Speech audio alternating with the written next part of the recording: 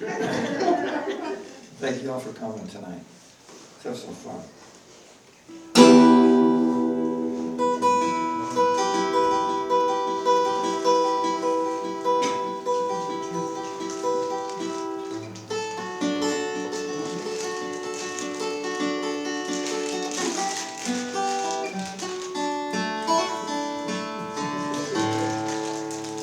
Near Bainbridge town in the county down, one morning last July, down a boarding green came sweet Colleen, and she smiled as she passed me by. She looked so neat from her two bare feet to the sheen of her nut brown hair. Coaxing elf had to pinch myself to be sure I was really there.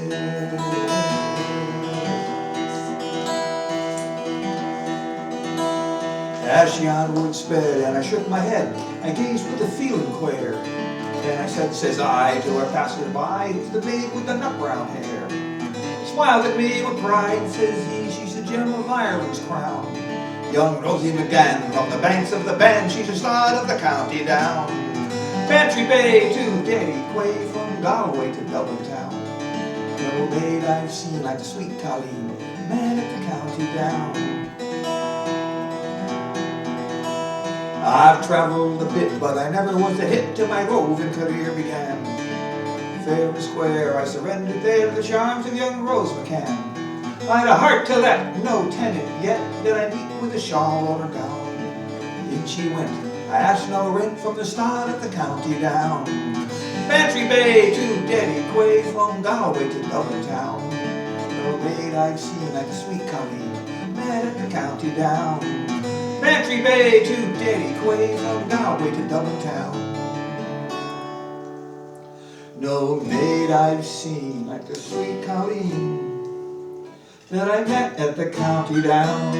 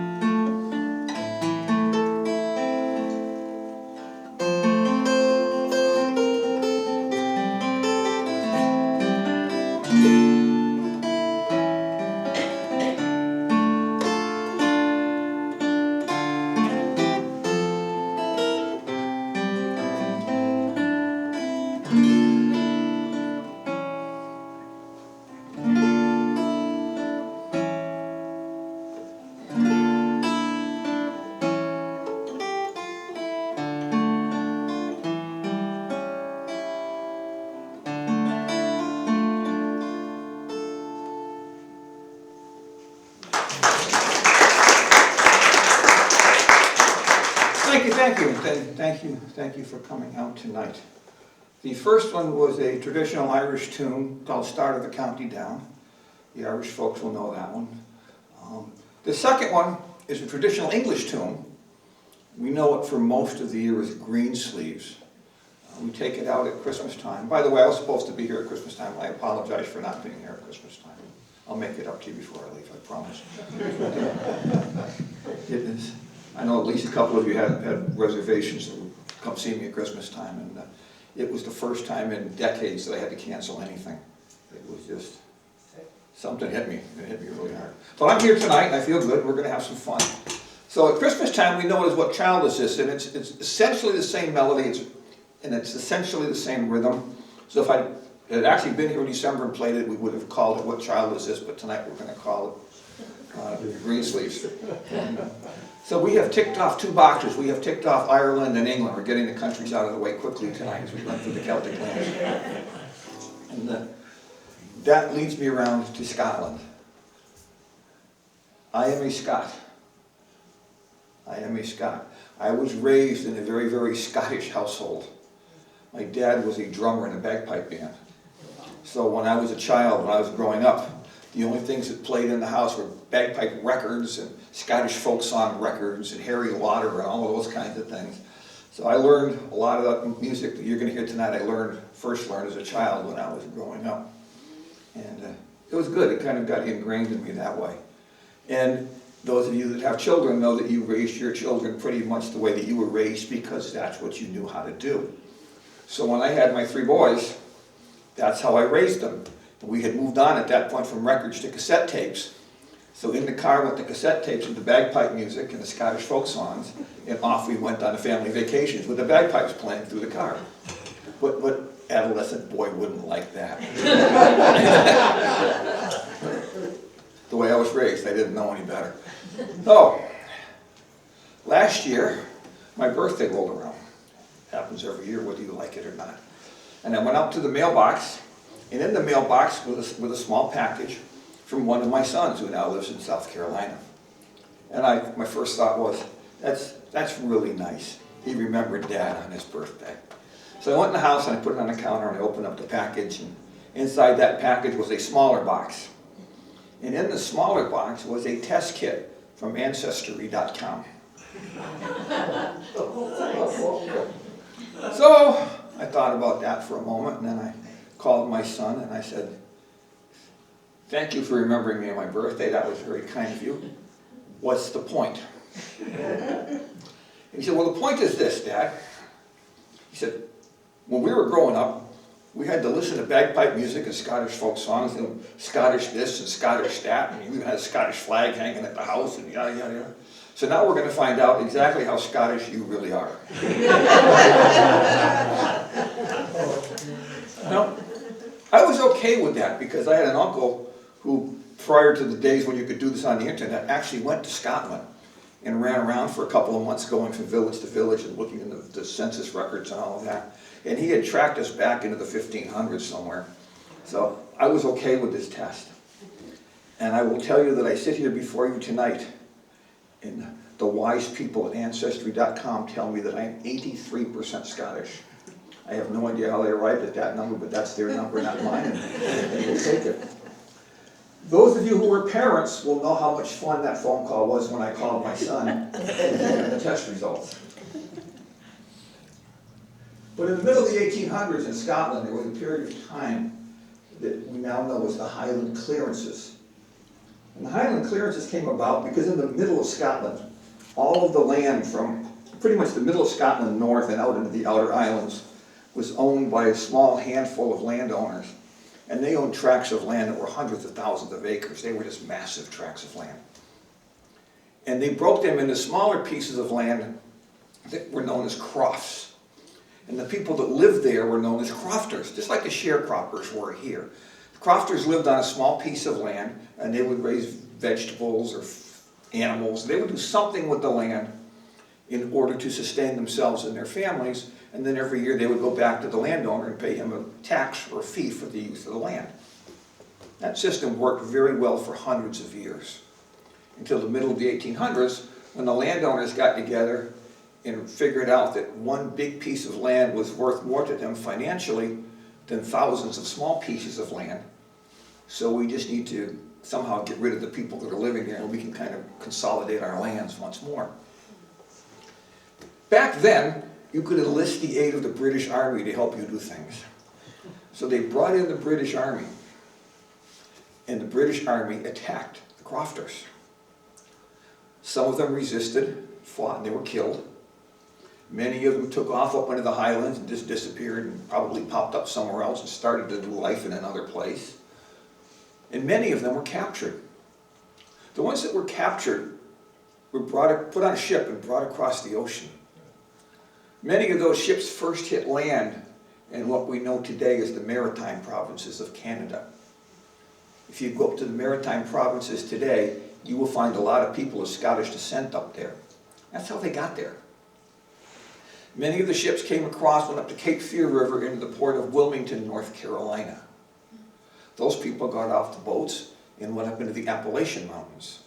If you go up into the Appalachian Mountains today, you will find a lot of people of Scottish descent there. That's how they got there.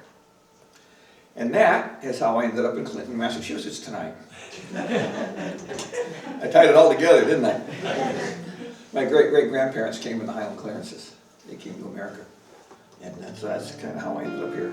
So, as with so many things that happened in Celtic history and in the Celtic lands, the way that they memorialized it or recorded the event was somebody wrote a song about it. This is a song about the Highland Clearances.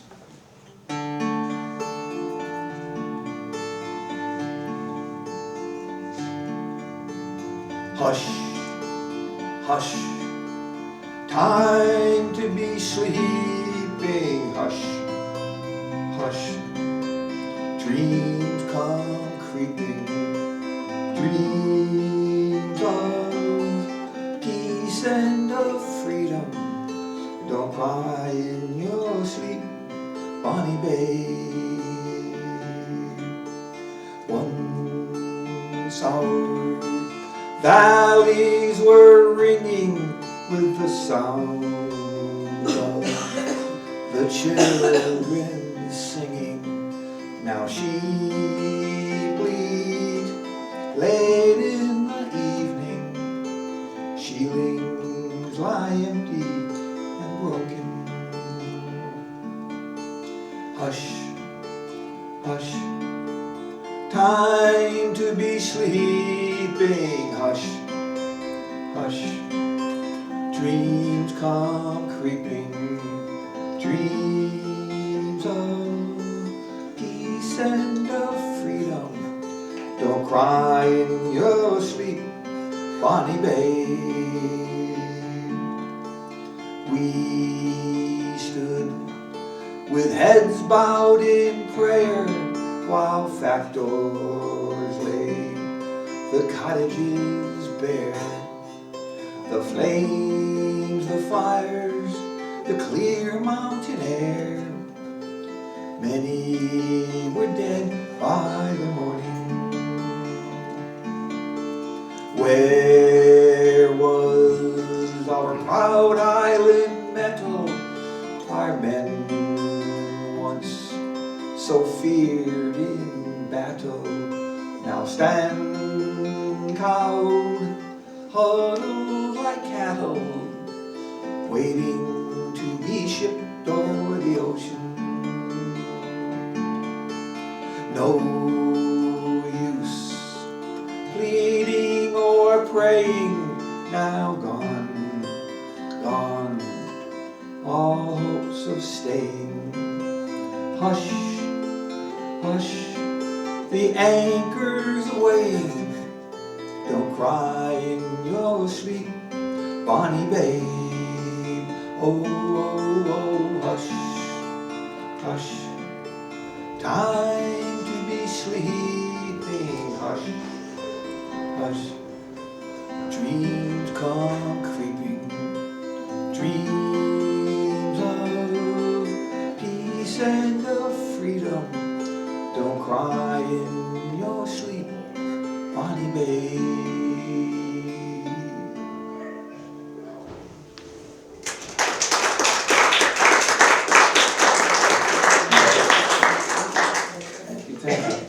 cheery, eh? No? No, it wasn't, but as the gentleman and I were discussing earlier, we tend to think of Celtic music as the fiddle tunes that roll by at a couple hundred beats a minute, or the bang your glass on the bar and spill the beer all over your arm songs. And those are all really good things. But there's a whole lot more to it than that. And there's a whole lot of history, and that's kind of what we're going to do tonight. And, well, thank you for being here.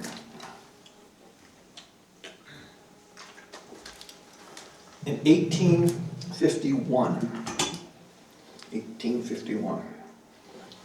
Michael Considine was born. Michael Considine was born in County Clare, Ireland, at a little village at a rise in the road, literally, a little crossroads village known as Spancel Hill. Spancel Hill in 1851 was kind of a happening place, and in fact, they had this big horse event there every year, some kind of big horse show or horse fair or something was held there. And it was held every year on the 24th of June, every year. Spancel Hill does not really exist as a metropolis anymore. Every year on June 24th, they get together where Spancel Hill used to be, and they still have a horse fair of some sort there on that spot. So that was really very cool. And that's where Michael Considine was born, 1851. As he was growing up, he realized, as so many young men did back then, that there was no future for him in Ireland. If you think back to the middle of the 1800s, there was not much going on in Ireland. It was kind of a sad place. And people were trying to get out. And Michael Considine realized that if he was going to make something of himself in the world, it would need to be someplace other than where he was. So he got on a boat and he came across the ocean into the port of Boston. He was not there for very long before he realized that there were a lot more Irish lads looking for work in Boston in the 1800s than there was work for them.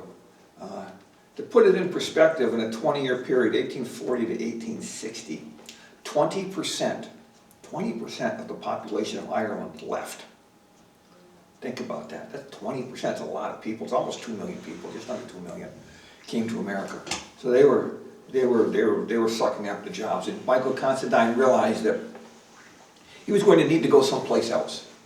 He had heard of the gold rush in California and the prosperity that was associated with it, so across the country he went. Michael Considine settled in San Francisco and spent the rest of his life in San Francisco. Michael Considine died in San Francisco in 1873. He was 22 years old. History does not tell us what Michael Considine died of. Back then, they didn't write such things down. We keep detailed records of those things today, but back then, you were either alive or you weren't. And that was pretty much what we know, except for this. Michael Considine, when he was dying, he knew that he was dying. What he was dying of was some form of something that was progressive, and he knew that he was sick, and he knew that he was not going to live a long time. And that made him very sad for a couple of reasons. The first obvious reason was he was 22 years old and he knew he was going to die. And the second reason was that he knew also that he was never going to get back to his village and see his family again. And back then, when the Irish came here, the immigrants came here, it was a mark of their success in America to gather enough money, enough resources to go back to Ireland and see your family again. Kind of to go back and say, look at me. I left here, I left the poverty, I went to America. I made something of myself. I've been successful. It was almost like being a hero to your family and returning home. And he knew that that was never going to happen for him, and that made him sad as well. Not too long before he died, Michael Considine had a dream one night. It was a very, very vivid dream. And in the dream, he went back to Ireland. And while he was there in the dream, he did all the things that he would have done had he been able to go back to Ireland.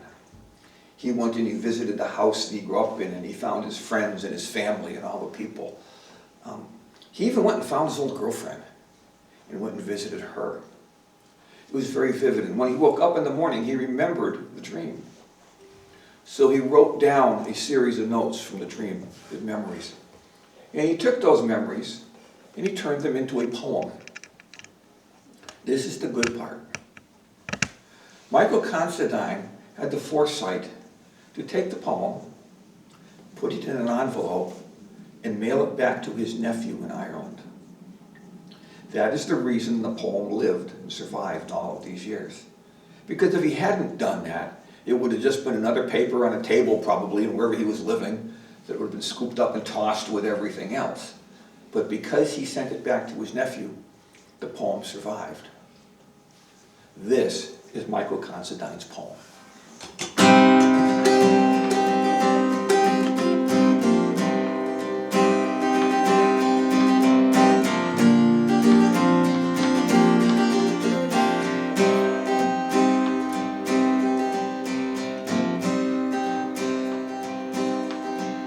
Last night, as I lay dreaming of pleasant days gone by, my mind was bent on rambling to errands I did fly.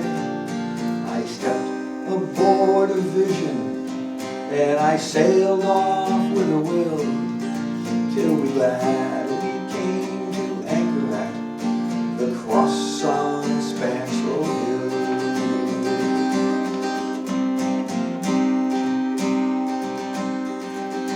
It being the 23rd of June, the day before the fair, Aaron's sons and daughters, they were all assembled there.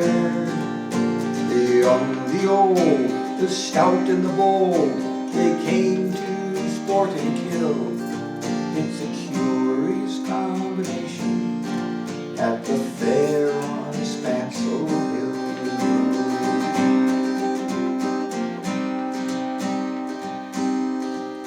I went to see my old home, as every stone could tell. The old boy was just the same, the apple trees over the well. I miss my sister Ellen, my brothers Pat and Bill. There only were strange faces at the house on Spanslow Hill.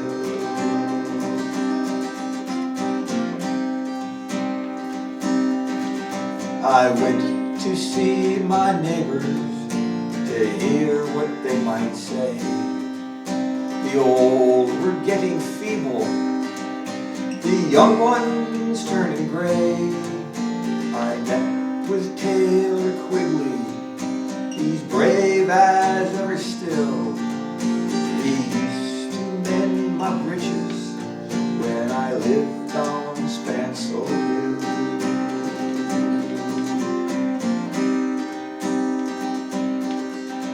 I took a flying visit to my first and only love. She's pure as any lily, she's gentle as a dove. She threw her arms around me, saying, Michael, I love you still. She's not the ranger's daughter, she's the pride of Spanslow Hill.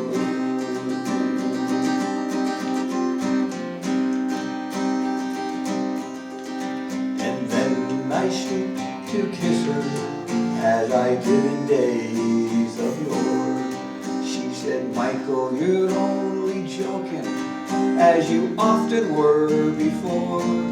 The cock crew in the morning, he crew both loud and shrill. I awoke in California, far, far from Spanslow Hill.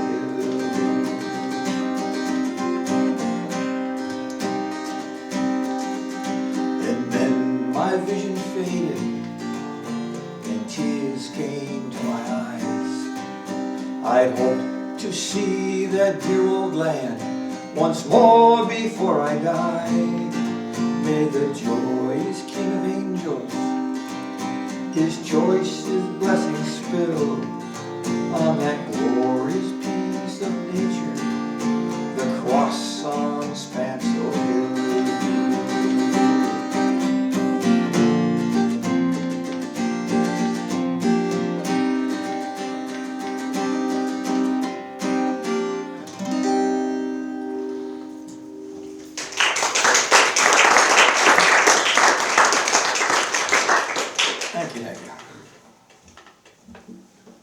great story.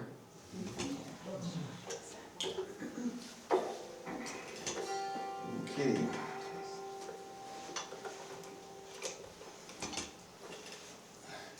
This is where I look out and I see people with repressed middle school memories. Because you saw one of these in middle school and you thought you were done with it forever. And you probably thought, and you were probably right. This was originally a school teacher's instrument, and those of a certain age, which would include most but not all of us in this room probably, had them in our music education, as part of our music education. Back in the late 1950s through the 1960s and into the early 1970s, the Oscar Schmidt Company, the company that was the commercial maker of auto harps, decided that what they would do is they would put auto harps in every middle school up and down the East Coast. They would give them to the schools. And now every music teacher would have one, and every child would be exposed to the auto harp. And every child would learn to love the auto harp, and when they get out of school, they'd want to buy one. And we'll sell lots and lots and lots of auto harps. So they made these black auto harps, and I know that Clinton is another old mill town, old New England mill town, and there's probably an old school building here that's still being used for something. And in the back corner of the music room, in a closet somewhere, you might even find a couple of those black auto harps, because they still turn up now, every now and again. They've been packed away someplace. They sounded horrible. They would not stay in tune, and they didn't last very long. They sounded horrible mostly because in order to do this, they needed to make them as cheaply as possible. If you understand the way that acoustic instruments work, the strings, you hit the string vibrates, it causes the wood to vibrate. The wood causes the air inside this box here to vibrate, and that's what you hear. Simple enough, except that when Oscar Schmidt did this, they made the auto harps out of plywood. And plywood has no resonating properties whatsoever. So they didn't stay in tune, and they weren't very stable because plywood wasn't going to hold everything nice and tight like it was supposed to. But they're still around, and should you uncover one someday, please do not bring it to my house. That has happened more than once. There will be a... And I will look out the window and there'll be somebody standing out there with a black auto harp in their hand. You're the guy that plays the auto harp? And yup, here. Thanks. They do have one redeeming value though. If you do run into one, they're really good at getting the fire pit roaring. They go up like nothing. So they were designed to be played flat. Strum. It didn't sound anything at all like it, but you get the concept. And it would...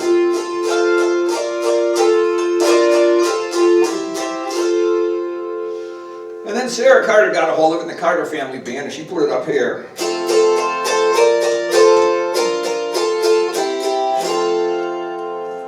And somewhere in the 1980s, somebody, we're not real sure who, probably a Scotsman though, because we would never do anything the easy way, thought that there has to be something that we can do other than just strum this. So what I'm going to do for you tonight is I'm going to finger pick it. Just like you might finger pick a guitar or a banjo or any other stringed instrument. How hard can that be? Can you hear it okay? Yes.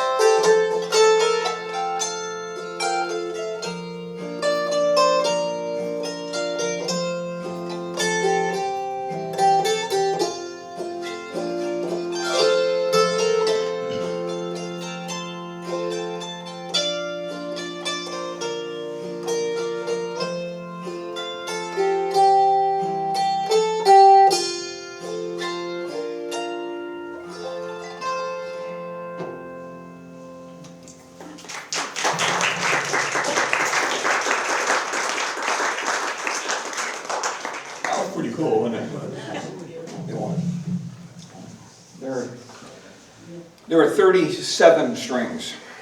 37. You were counting, weren't you? I was trying to. You don't have to anymore. You can go back to sleep. 37 strings. How long did you tune them? I'm sorry? How long does it take to tune them? There's two answers to that question. When you put new strings on it, you're trying to bring everything up to pitch and get everything to settle in. It takes about 4 or 5 days for everything to settle to the point where it stays there, where it stays close. Once it settles and it stays close, I check the tuning on this every day before every concert. And generally speaking, out of 37 strings, there might be somewhere between 8 and 10 that are off by just a tiny, tiny little bit. And if I had to do it, if I had to do a concert without tuning it, I probably could. This is a very, very stable instrument. It doesn't go out of tune a lot. Because this is not made out of plywood. This was handmade by a man in Pennsylvania. So it's very sturdy, it's very stable, and it was built to just kind of stay together. Does that answer your question, kind of? Yes. Makes sense. Let's see if I play one that you might recognize, and if you don't, then I played it wrong.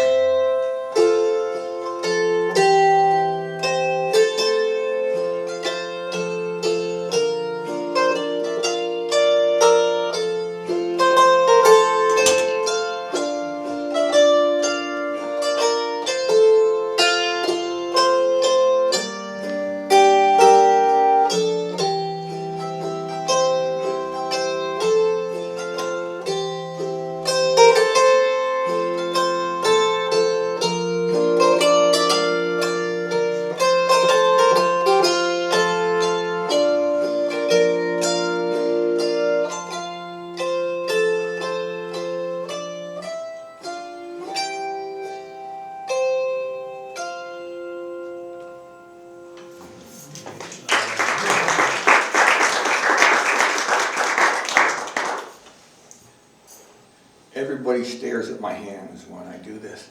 I look up and everybody's, what is he doing? All right, so you're watching my right hand most of the time. Watch me this time and you'll notice I never, big exclamation point, never look at my right hand when I'm playing. If you see me look down, I'm looking down here to make sure I'm landing on the right button because that's going to help. But over here, there's so many things going on and I'm playing anywhere from 1 to 5 or 6 notes. Sometimes I'll play 2 with one finger at the same time. There's too many things going on for me to think about it and try and manage it. I'm just not that smart. So I just kind of tee it up and hit it sometime and go after it. And that's what I do. So you watch my hands because I'm not going to. World War II was breaking out. And over in Scotland, on the west coast, southwest coast of Scotland, in an area that's known as the Argyll region. Regions in Scotland are like counties are here. And there's an Argyll region in Scotland, just like the socks or the sweater. And there was a man in a village called Campbellton, there was a man named George McIntyre. And George McIntyre was a piper in the village bagpipe band. Every village in Scotland to this day still has their own little village bagpipe band. Campbellton back then was no exception. George McIntyre was in it. But when the war was breaking out, he wanted to do as so many other young men did and go off and do his part, so he joined the British Army and went off to fight the war. He was not there for very long before he was captured, and he was held in a prisoner of war camp in Germany for the duration of the war. He spent his time in captivity playing his bagpipe tunes over and over and over again in his head mentally. He did that as a way to stay connected to his village, to keep his sanity, and just give him something to do. It's what he had to do this, because otherwise he would just sit there and wonder what was going to happen next. One day, he wrote a bagpipe tune in his head. He composed it mentally. And when he got back to Campbellton at the end of the war, he taught it to the bagpipe band. And if you go to Scotland today and the bagpipe band is going down the street, you might hear this one. It doesn't get played much in America, but it does get played a lot over there. He calls the tune The Hills of Argyll.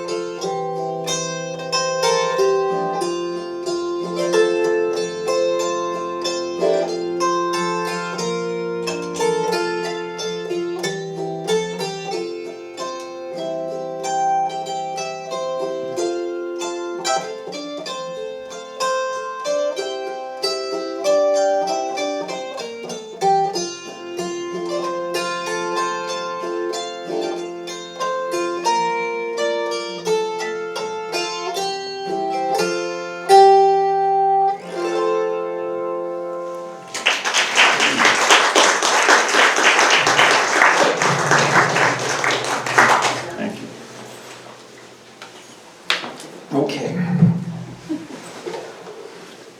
I'm going to step out of Celtic mode for just a moment or two here.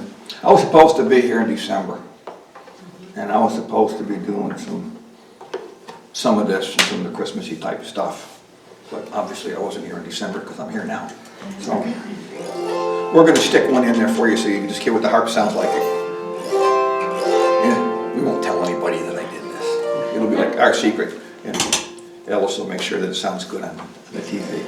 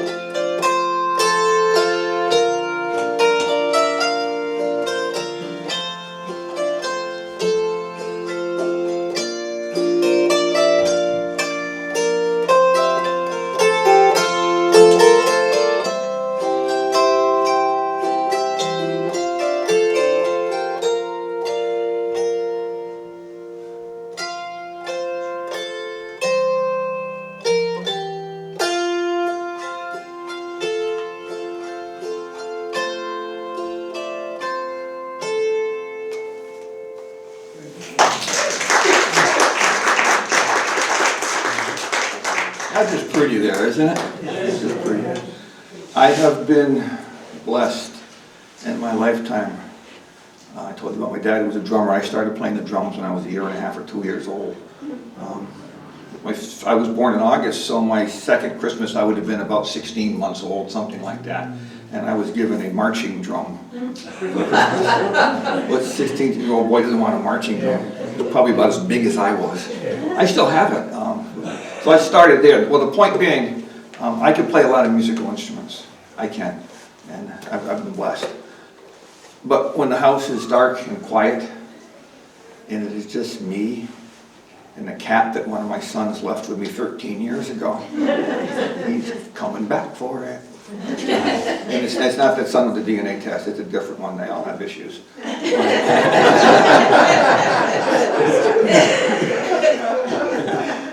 This is the instrument that I will pick up and just sit and play for myself, for my own amusement. And I'll just sit there sometimes for hours until my hands can't stand it anymore. They just hurt. It's the one I play for myself. So I'm glad that I get to play it for you today. So let us do this.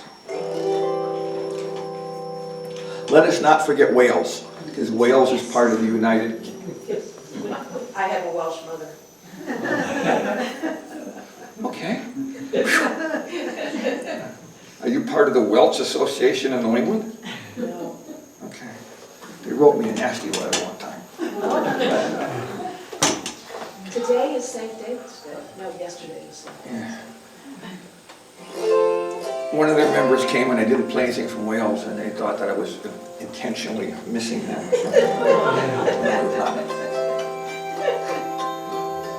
So I'm going to play a couple Welsh tunes, and I'm going to see if I can kind of tie them together somehow into one big one.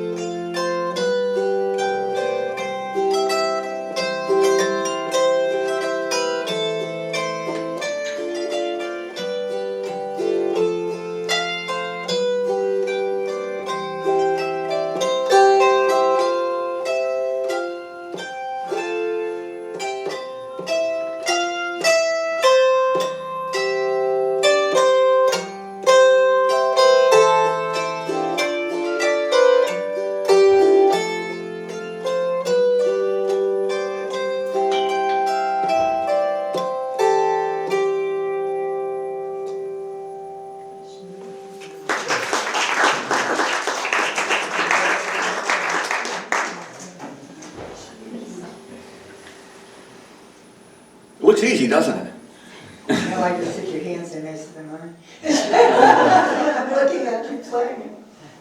Well, yeah, but you know, you're looking at 25 years of this, or more, probably. And the first year plus was ugly. It was ugly, because it was probably the better part of 25 years ago. I sat out there in an audience one night. There's not a lot of people that can fingerpick this. We could probably all get on a bus and go somewhere together. But I sat out there one night, I was watching a guy do it, I was watching a guy fingerpick it, and I thought to myself, I like that. That is really cool. How hard can that be? Now, I'm a Scot, I told you that. Scots, if you know any Scots, we have like one speed, and it's straight ahead, we just keep going. I don't care how big the hill is or how big the wall is, I just keep going. But it was humbling, because at that point I already fingerpicked all kinds of instruments and played all kinds of things, and so I had some of the hand skills, but the fact that the harp that I was learning fingerpick on had 36 strings, not 37. I just figured, well, it's just bigger and smaller, got more strings. How challenging? Well, it's really challenging. It really did. It took me well over a year before I felt like I could play anything for anybody on it. But over time, it's become my favorite, and it's taken me to a lot of places. I played the harp around Scotland. I have played it in different parts of the world. I played it all over the eastern part of the United States. I played it on an airplane sitting on the tarmac in the Denver airport one time. I got on the airplane and the plane this was back in the day when you get on the airplane and the pilot was standing there looking at you and all that. And he said, "What's in the bag?" And I said, "It's on the harp." And he said, "Oh, you play the harp?" And I said, "Yeah." And all of a sudden he came back and he said, something to the effect of, "Well, we're going to be sitting here for a while, why don't you play the harp?" Okay. So down the harp came and we played the harp. So thank you for indulging me. Let me play it for you tonight. The Scottish Army, when Scotland had their own army prior to being merged into the British Army, they were always led into battle by a bagpiper. It was just a tradition. The bagpiper was always the first one in. That started way back, in the days of William Wallace and all of that. But you have to remember that back then, the wars were fought with rocks and sticks. They weren't fought with artillery and missiles and guns and all that. But the pipers were always the brave ones. They were always the first ones in. And there was one particular battle in the 1700s where they were led in by a mass of pipers. The idea was, we're just going to send a whole bunch of bagpipers after the English, and they're just all going to get scared and run. For the most part, they did. They just heard this noise and they got out of there. So, as I told you before, they write tunes to commemorate different things. So somebody wrote this tune to commemorate the bravery and the gallantry and all of that, and they called it 100 Pipers. And it's a very famous Scottish song, and it has words, 100 pipers, hurrah, hurrah, 100 pipers were off to war and all this. And it's a wonderful little bagpipe tone. As happens so often in the Celtic lands, when one of the nations comes up with a tune, they piggyback it. Piggybacking is like we talked about Greensleeves and What Child Was This? We piggyback one set of words onto the same tune and we just call it something else. So the Irish got a hold of 100 Pipers and they decided to write their own words for it. So I'm going to play you this very majestic Scottish going into battle tune. But the Irish call their version, "The Hair Fell Off My Coconut." I have no idea why. But if you know anybody that's Irish, you can maybe ask them. So the Scotland version is kind of majestic, and the Irish version, I don't know. It goes like this.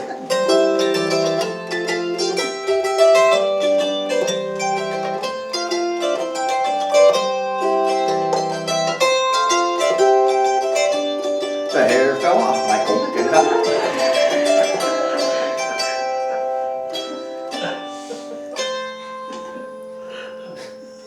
You like that one, sir, do you?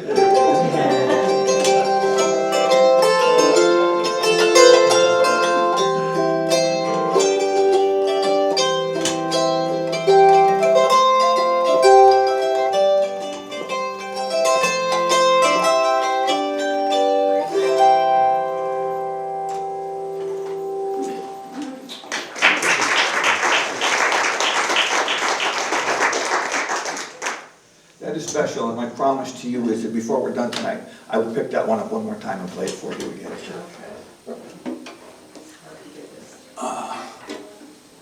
But now we're going to move on.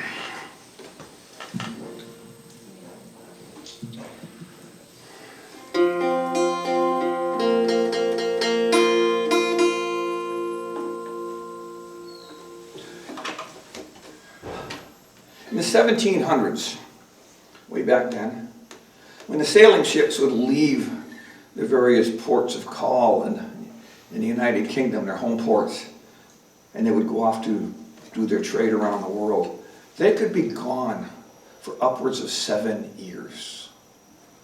7 years. That sounds crazy, doesn't it? But you're thinking about it today. Think about it in the context of 300 or 400 years ago. You're on a ship that leaves a port in Ireland, it's loaded with something, it's going to Boston. It takes a couple of months to come across the ocean, then you have to wait your turn in line to unload, then you have to wait your turn in line to pick up another load in Boston and take that wherever it's going, which could be South America, it could be China, it could be, who knows, it could be anywhere. And pretty soon you can find yourself hopscotching away around the world and not getting back to where you started for a very long time. It's just the way that it worked. So let's look at it a little bit differently. You are the wife or the girlfriend of an Irish sailor, or Celtic sailor, and you walk him down to the pier. You kiss him goodbye. He goes up the ramp onto the boat. Boat sails away. You wave. He waves. And then you go home. And you wait for up to 7 years to see if he's coming back. There were no cell phones, there was no internet, there was no communication back then. Either he came back or he didn't. And if he didn't come back, it was quite likely that you didn't know why. Maybe the ship sunk. Maybe the pirates captured the ship and killed him. Maybe he found somebody he liked better in a different place. I'm sure all of those things happened. But basically, gone is gone. So, as I told you earlier, when something happens in the Celtic land, somebody's going to write a song about it. This is a song about an English sailor. An English sailor. His name is John Riley.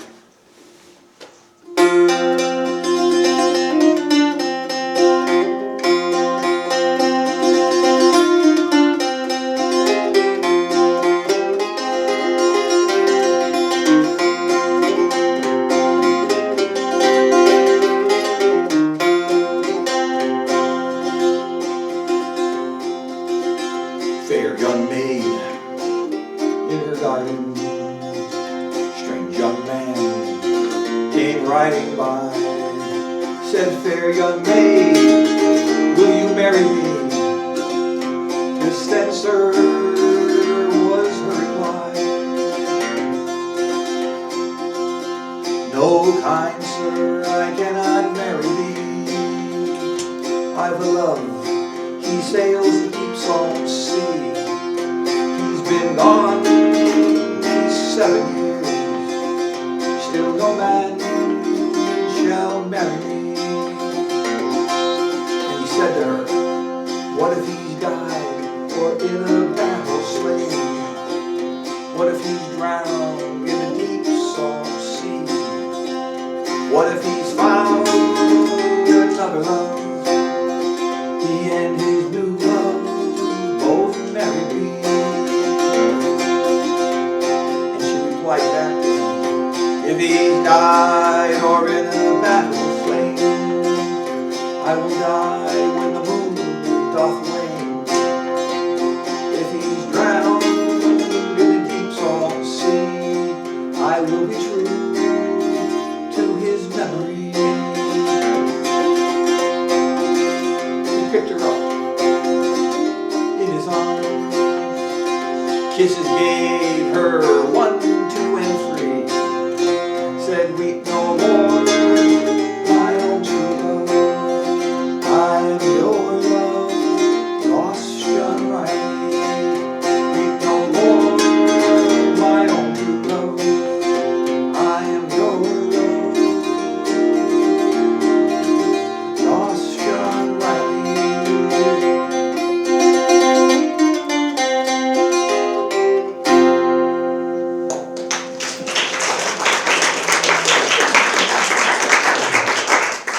expecting another sad one, weren't you?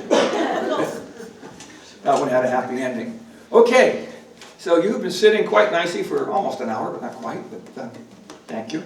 We have come to the part that you've been waiting for the last 56 or 7 minutes, whatever it's been. This is the time when you get to sing for me. Won't this be fun, eh? But it's simple stuff. I'm going to give you 5 words, part of a chorus. Just 5 words. You can do this. You can do this.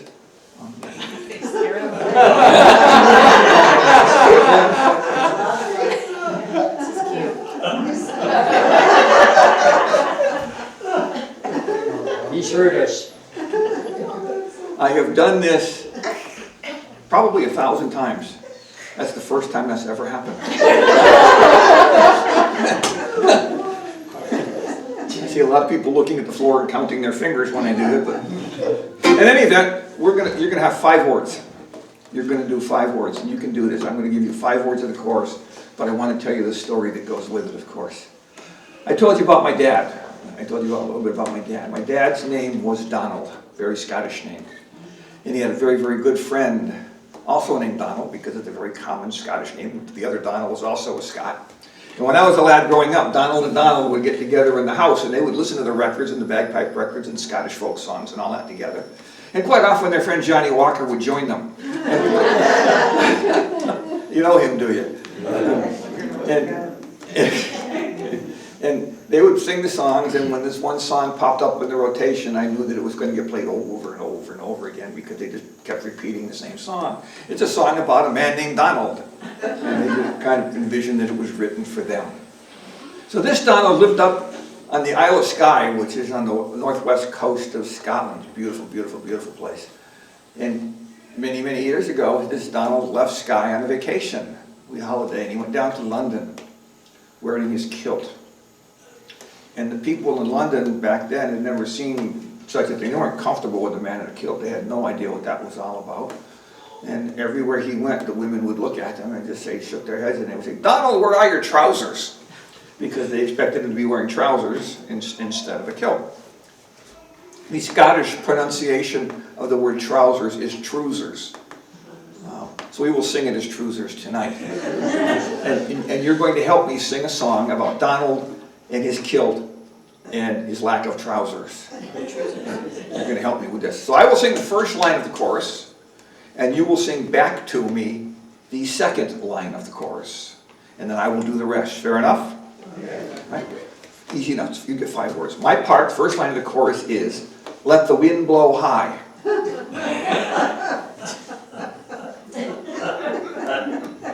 Ma'am, you want to share with us what you're laughing at back there?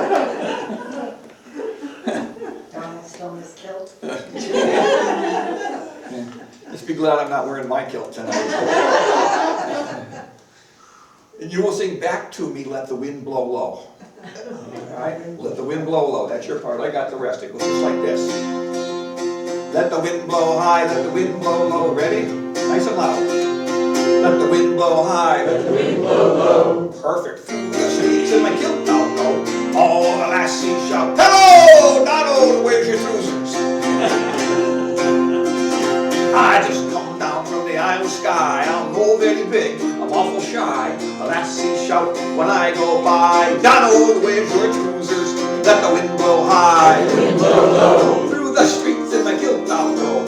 All the lassies shout, hello, Donald, what are your trousers? When I went down to London town and I had some fun in the underground, the ladies turned their heads around, saying, Donald, what are your trousers? Let the wind blow high, let the wind blow low. Through the streets in my kilt I'll go. All the lassies shout, hello, Donald, where's your trousers? Well, the lassie took me to a ball. It was slippery in the hall, and I was afraid that I might fall, because I wasn't wearing me trousers. Let the wind blow high, let the wind blow low. Through the streets in my kilt I'll go. All the lassies shout, hello, Donald, where's your trousers? Well, the lassies want me, everyone. Let them catch me if they can. They cannot put the blinks on a Highland man, because they won't wear no trousers. Let the wind blow high, let the wind blow low.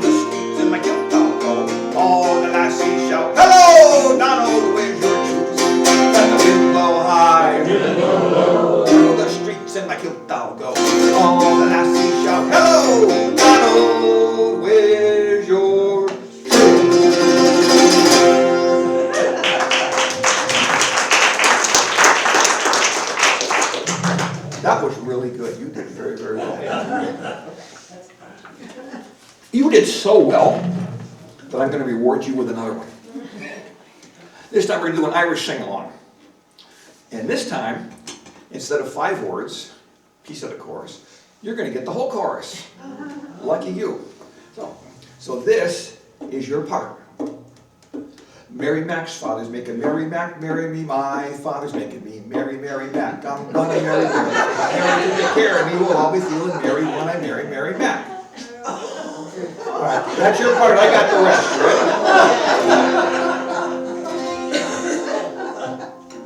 No, huh? All right. You're a nice bunch. I will sing the first part of the chorus. I will sing Mary Mac's father's making Mary Mac marry me. You will sing back to me, my father's making me Mary Mac. My father's making me Mary Mac. You ready? Here we go. Mary Mac's father's making Mary Mac marry me.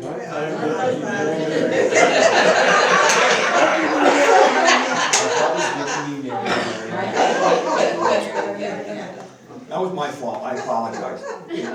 I forgot to ask you to do it together. I'll show you how it goes. You ready? Mary Mac's father's making Mary Mac marry me. My father's making me Mary Mac. Ready? Mary Mac's father's making Mary Mac marry me. My father's making Mary Mac. That was good. I'm gonna marry Mary, so I'm Mary to take care of you. I'll always feel with Mary when I marry Mary Mac. I'm counting on you, sir. Pay attention. Well, there is a little lass, her name is Mary Mac. Make no mistake, she's a girl I want to tap. And a lot of other fellas try to get up on her trap. And I'm thinking that I'd have to get up early. Mary Mac's father's making Mary Mac marry me. My father's making Mary Mac. I'm going to marry Mary, so I'm Mary to take care of you. I'll always feel Mary when I marry Mary Mac. Well, Mary and her mother going off a lot together. In fact, you hardly ever see the one without the other. And all the people wonder if it's Mary or her mother, or the both of them together that are important. Mary Mac's father's making Mary Mac marry me.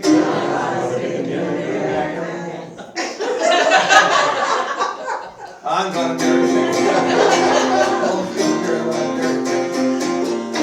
I was reading lips that time. I didn't know we weren't going to finish. One more time. Mary Mac's father's making Mary Mac marry me. My father's making Mary Mac. I'm gonna marry Mary, so I'm Mary to take care of you. I'll always feel Mary when I marry Mary Mac.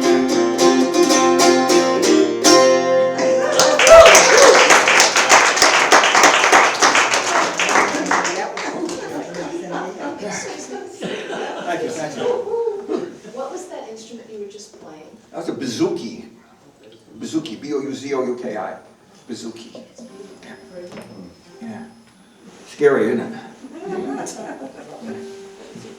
It's another one of those instruments like a banjo. You're never quite sure if it's in tune or not. But I think it was tonight. Are you having a good time tonight? Are you having fun?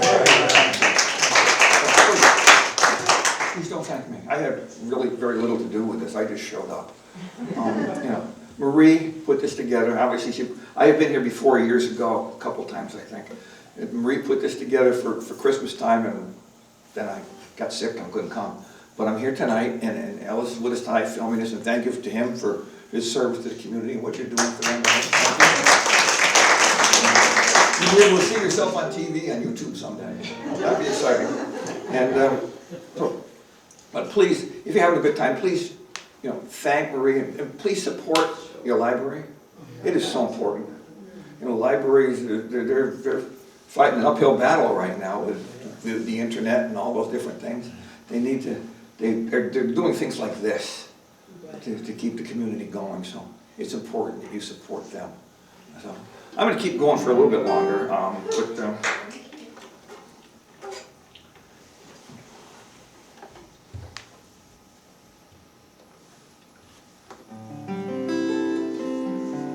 I do have in the back, just as a matter of information, the world, we've heard about all supply chain things in the world. Well, sometimes the supply chain works backwards, yes, and now they're sending CDs back to me from the distributors because they're collecting them back from the places that they were for sale, and they put them in boxes and send them back to me, so I didn't think there were any more left, and they're just coming back. So I have a few CDs in the back, and if you buy one and take it home, I don't have to. So, so thank you for that. I thought I was all done with CDs after the Christmas season, and sometime in the middle of February, this big box showed up at my house. Surprise! We collected some more. So I'm going to play for you an English children's song from the 1600s. This is a pretty one. It's called The Elfin Knight, and I will spell that for you. E-L-F-I-N-K-N-I-G-H-T, Elfin Knight. Loosely translated, that means small boy or wee little lad. Let's see if I can get it.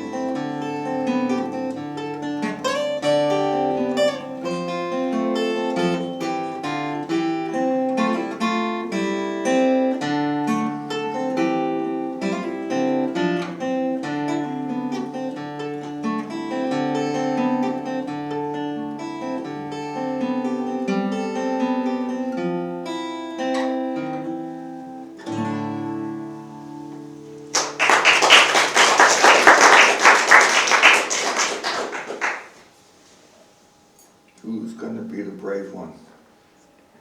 Tell me that they think I finally lost it. Because I told you I was going to play the Elfin Knight, and I played something else. Didn't I? Child Ballad number 2. Very good. Very good. The gentleman in the back. No, I played the right song, didn't I? You did. I did. The song that you know is, how do you know that? I looked up the wiki. All right, so I was giving you credit for being brilliant.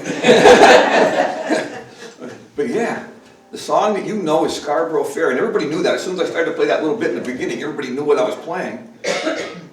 Started its musical life as the Elfin Knight, or Child's Ballad number 2. He's absolutely right. And over time, morphed and changed, because that's what songs do, the folk process and all that. Songs change over time, and around 1900, it stopped being known as the Elfin Knight, started to be known just as Scarborough Fair. And if you go back and you look up, obviously you can look up the Elfin Knight, and you can find the original words. And you can read through the words, and you'll find bits and pieces of the original Elfin Knight, and you'll just find little bits and pieces that survived all these years, and there's someplace in Scarborough Fair. There'll be enough of it there that you'll know that there's a connection between the two things. So that's very good, sir. Very good. It's also road number 12. All right. 1855. John Hunt left his family home in Ireland, and he came to the United States. He settled in Aberdeen, Maryland. He got a job, he got married, he had a family, bought a house, he did all those things. John Hunt spent the rest of his life in Aberdeen, Maryland. John Hunt died in Aberdeen, Maryland, and John Hunt is buried in Aberdeen, Maryland. As I tell you the story and play for you the song that goes with it, please keep in mind that when John Hunt came here in 1855, he was 13 years old. Let us think about that for a minute. Let us think about our 13-year-old child, or our 13-year-old grandchild, or our 13-year-old niece or nephew, or just a 13-year-old kid down the street. Leaving home, going to a country, different country, where they knew nobody, and they had no idea at all what they were going to do when they got there. But knowing at the age of 13, if you were going to survive in the world, this is something that you have to do. That was the plight of the immigrants back then. John Hunt came here at 13. and he never went back to Ireland, and he never saw his family again. Back in Ireland, John Hunt's father, a man named Brian, every year would go next door, because Brian Hunt couldn't read or write, so he would go next door to the schoolmaster's house, and he would dictate to him a letter, kind of like the old Christmas letter thing. He would tell him, you know, all the comings and goings of the family, who got married, who had kids, who died, who bought a house, all of those things went into the family letter. And off it went to John, and every letter included a request for John to come back and see his family, and he never did. Let's skip ahead to about 1972, and a man named Peter Jones is cleaning out a house in Aberdeen, Maryland. And in that house, he finds a stack of old papers. And those papers were the letters that had been written to John Hunt over 100 years earlier. There's 21 or 22, I forgot now, north of 20 of those letters in the series. And he took all of them, and he laid them out chronologically, and then he kind of morphed them all together and turned them into something that we know today as the Ballad of Kilkelly, Ireland, the story of the Hunt family.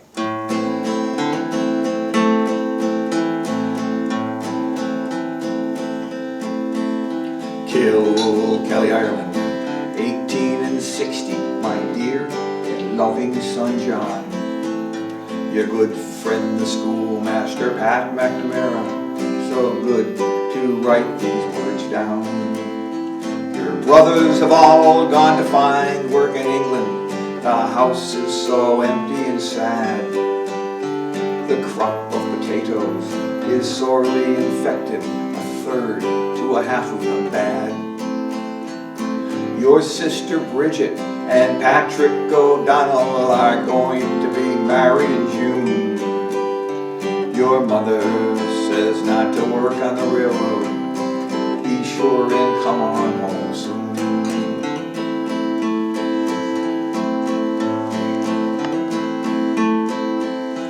Kilkelly, Ireland, 18 and 70, my dear and loving son John.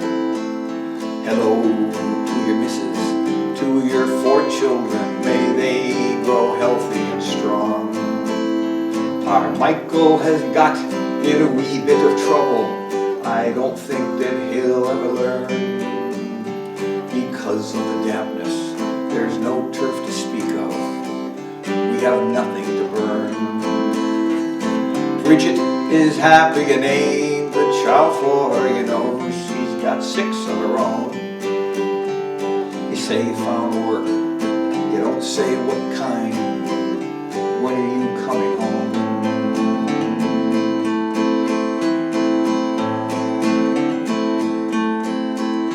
Kilkelly, Ireland, 18 and 80, Michael and John, my sons. I'm sorry to give you the very sad news, your mother's passed on. We buried her down at the church in Kilkelly, your brothers and Bridget were there. You don't have to worry, she died very quickly, remember her in your prayers. It's so good to hear that Michael's returning, with money he's sure to buy land.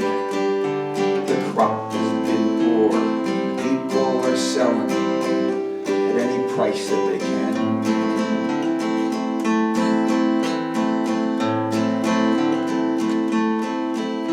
Kilkelly, Ireland, 18 and 90, my dear loving son John. I suppose that I must be close on to 80, 30 years you've been gone. Because of all of the money you sent me, I'm still living out on my own. Michael has built himself a fine house, Bridget's daughters are grown. Thank you for sending your family picture, they're lovely young women and men. Why don't you think about coming to visit? A joy to see you again.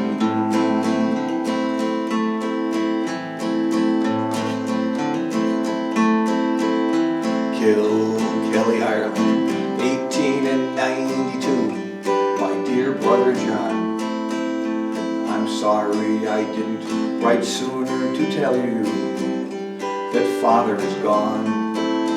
He was living with Bridget. She said he was cheerful, healthy right up to the end.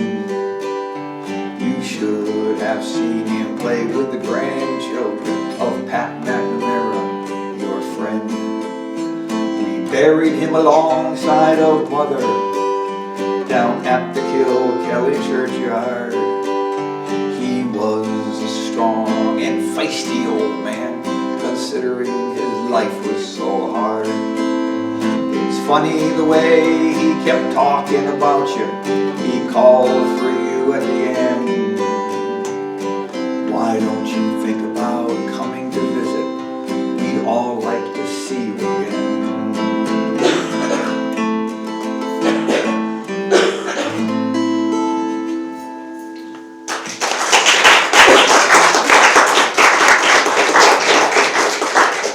Thank you. That one is special. That one is very, very special. And over the years and the decades, it has attached itself to me in all kinds of ways. And it's one that I have some level of notoriety for, I suppose. And it's one that gets played every day, no matter where I am, no matter what I'm doing. Wherever I sit and play, that story gets told and that song gets played, and it always has, and it always will. About 17-ish years ago, I had the opportunity to see the letters. And I was able to transcribe the letters. It was a bit of a challenge, because the paper was, you can imagine, yellow and folded and faded, and all smudged and all those things. And there's places where I had to guess at words, and there's places where I left a blank space, but I got most of it. And I tell you all that to tell you this.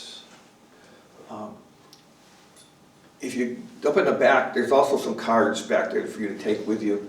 And Van is back there with the cards. And the back of those cards is a whole lot of stuff. One of the things that's on there is my website address. And if you go to my website, you will find that there's a page there for Kilkelly, Ireland. And on that page, you will find the transcriptions of the first and last letter. And you can read them, and you can get an idea of how it was and what it was like. And if that fires up your curiosity, also on that page is a little email button thing that you can push, and it should pop up an email window right on your computer, addressed to me. And my gift to you, my thanks for coming out tonight, would be to send you a PDF file of all of the letters, so that you could have all of the letters. I share them with as many people as I can.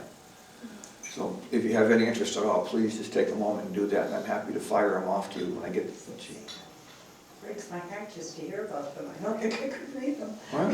Well, yeah, but you know, it's because I'm the source on the internet for the letters, I'm pretty much it. I hear from people all over the world.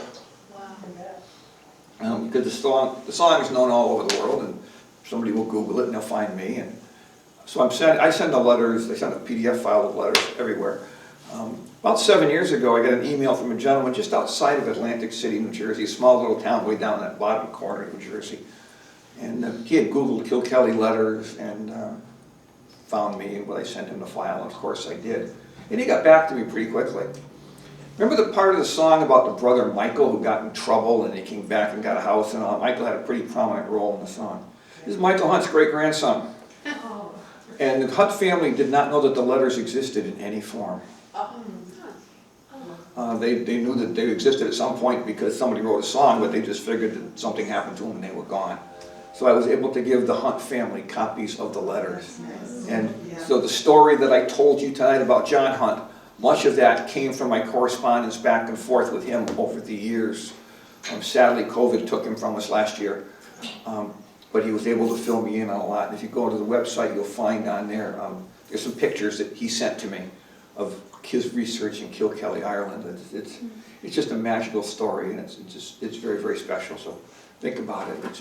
It's worth reading the letters. You'll be okay. And yes, it's emotional, and yes, it's sad. And every night when I play that song, I look out at the room, and I look to see if there's any emotion in the room. And there always is, which is good. Because if I ever look out and there's no emotion in the room, I'll know I'm not telling the story very well. And that's on me. But I have played that song, as you can imagine, in all kinds of settings and all kinds of scenarios. And I have played it in rooms full of Irish grandmothers. You don't have to worry about the emotion in a room full of Irish grandmothers. You kind of have to worry about getting carried away in the wave. I will share with you something that I have learned about an Irish grandmother from playing in front of rooms full of them. An Irish grandmother can hide an entire box of Kleenex on her person. What? I'll start playing the song, down here, and she's up here. And in the front of the room, when you look back, it looks like it's snowing back there. No, please.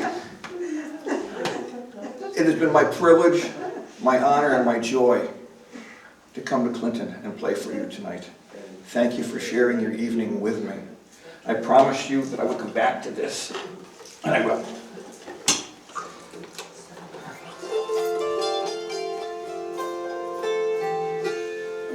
I will play you two more.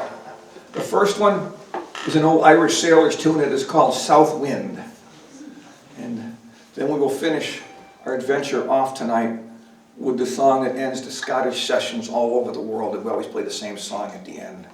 It's just, it doesn't matter if you're here or if you're in Scotland or where you are, if the Scottish guys get together and play. This one goes last. You'll know it. It gets played at the end of the year in the United States. It was written by the poet Robert Burns. Thank you. Thank you for being here. Thank you for your support for me, but more importantly, your support for your library.